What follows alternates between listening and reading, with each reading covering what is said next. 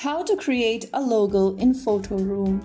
Hi everyone, welcome back to another video from Wake&Tech.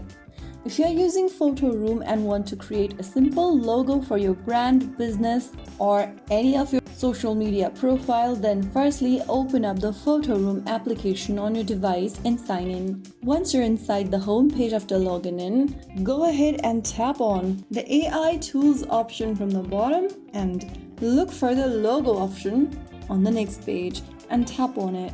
Inside logo, go ahead and enter what your business does. Go ahead and write it down and send the command. Now you will see that you have created a logo. I've just created a random logo over here. If you're happy with the result, select the type of logo you want. You can further edit the logo by typing in the prompt in the text box at the bottom. Now you can also open up this logo in an editor. Tap on Open in Editor at the bottom and further edit your logo.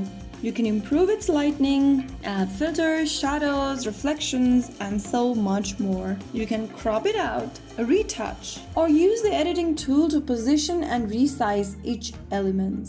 So after you are done with everything, you can go ahead and save or export your logo.